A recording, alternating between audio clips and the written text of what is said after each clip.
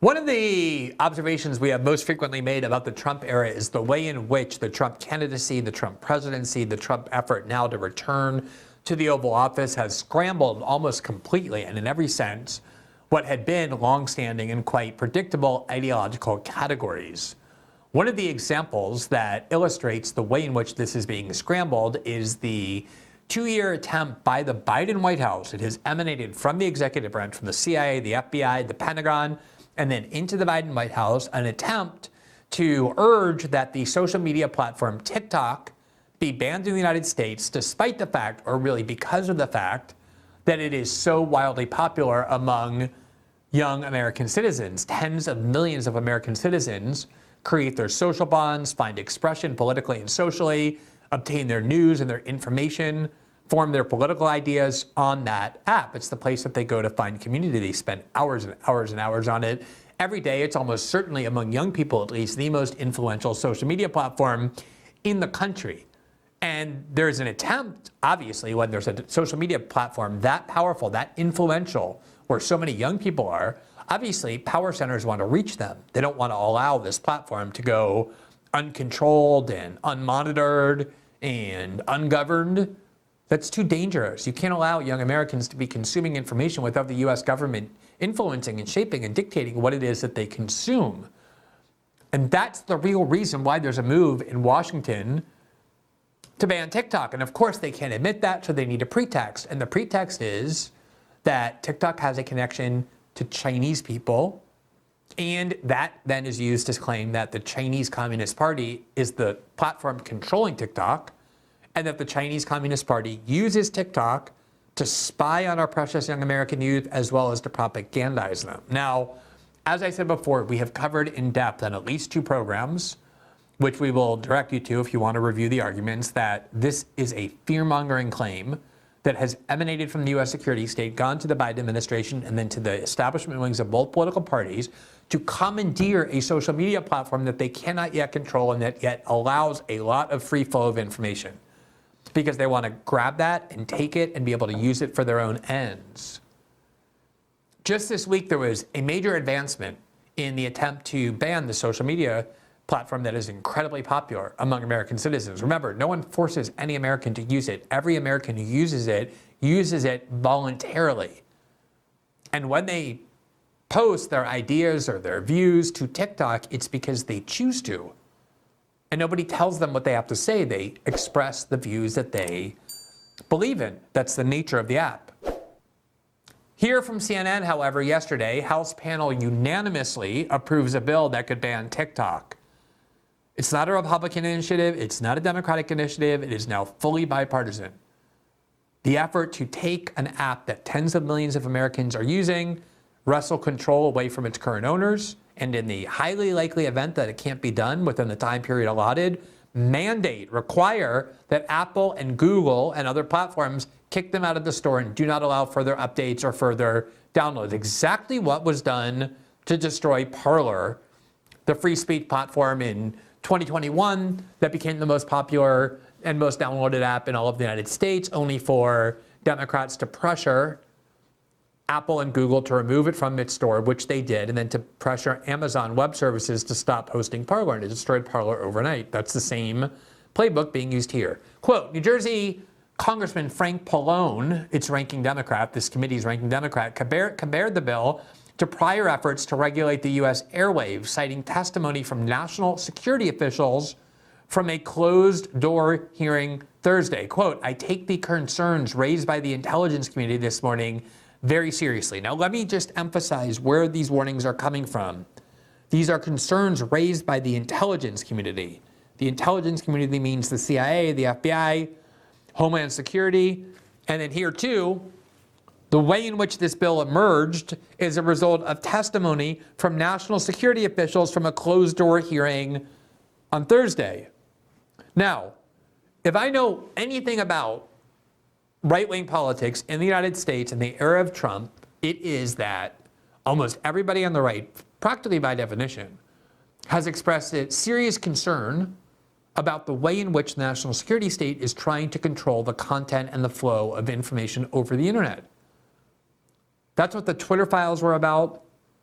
That's what all of the rage and anger was about when it came to censoring dissent on COVID and on the war in Ukraine in the 2020 election.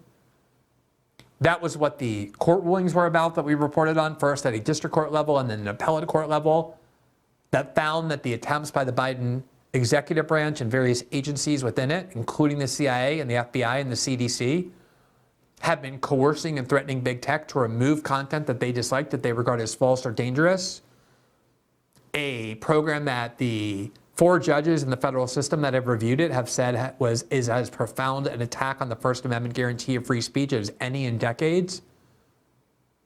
How is it that anyone who has been thinking that and anyone who has been saying that over the past 5 years or 7 years can now turn around and applaud when the CIA and the FBI in closed-door meetings convinces Congress to seize control of one of the most popular social media apps, and if they can't, to ban it from existing in the United States, to ban American citizens who want to use it from being able to use it?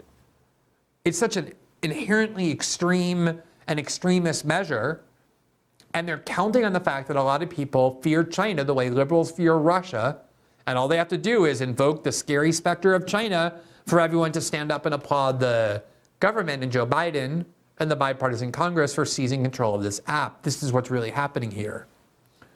Now, just to continue and conclude the CNN article, quote, they have asked Congress, meaning the intelligence community has asked Congress, to give them more authority to act in these narrowly defined situations, and I believe this bill will do that.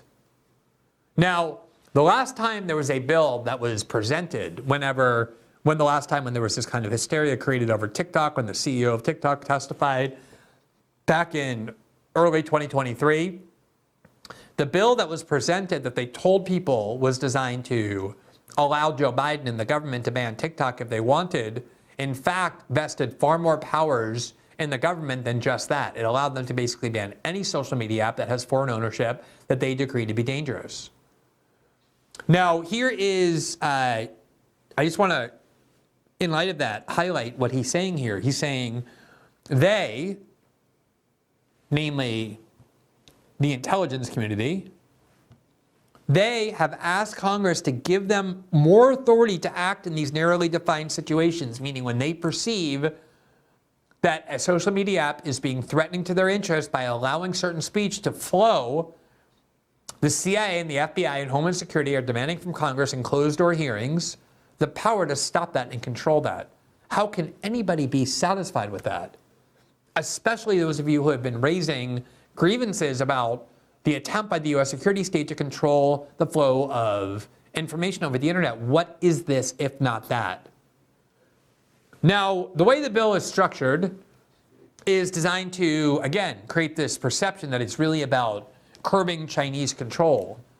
It essentially requires that the parent company of TikTok, ByteDance, which is a China-based company, spin off TikTok within a very short amount of time, basically 6 months, and that if they don't, they will then be banned from the United States. Now, spinning off a company the size of TikTok is a massive undertaking.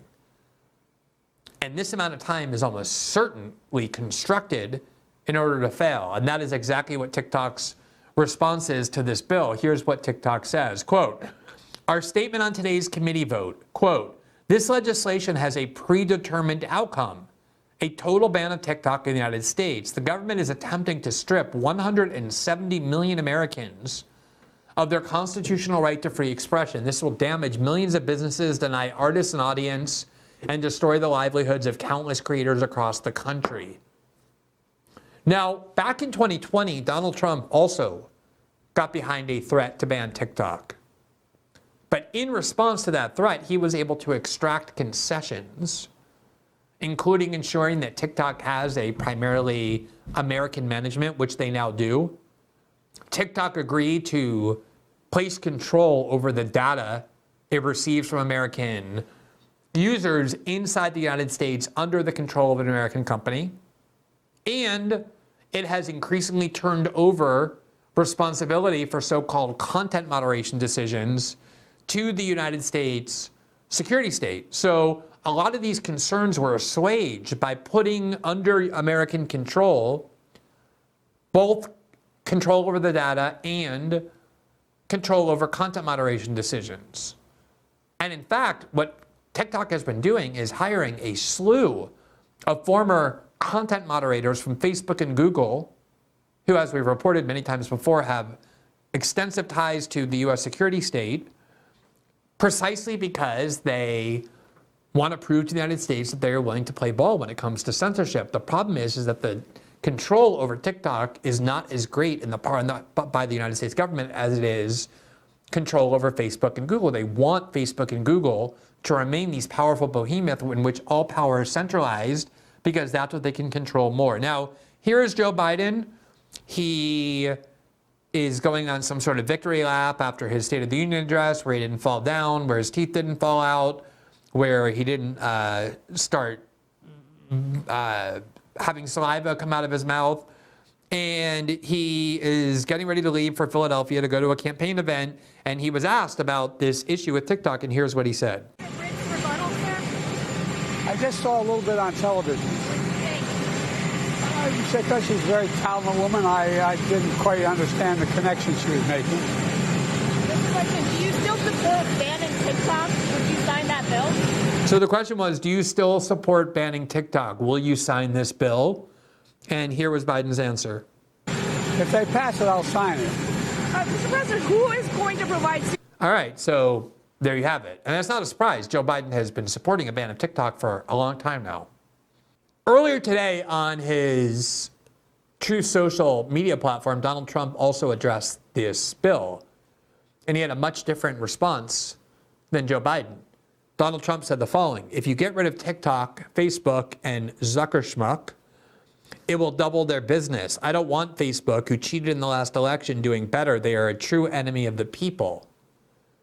And then Rand Paul put that into his own language, and he said the following. This is Senator Rand Paul, the Republican from Kentucky. Quote, if Congress bans TikTok, they will be acting just like the Chinese communists who have also banned TikTok. Why not just defend the First Amendment? So ordinarily, right-wing media loves to convince its audience that Joe Biden is weak on national security, he's weak on Russia, he's weak on Israel, he's weak on China, and yet here you have Joe Biden with a very aggressive foreign policy of fueling a war against Russia, of paying for and supporting Israel's war in Gaza, of bombing Yemen continuously without congressional approval, of bombing sites that he claims are backed by Iranian militias in Iraq and Syria.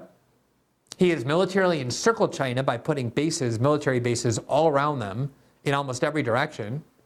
And now here is Joe Biden saying that he supports a ban of TikTok on the grounds that it's controlled by the Chinese, while Donald Trump saying the only thing this will do is drive more and more people into Facebook.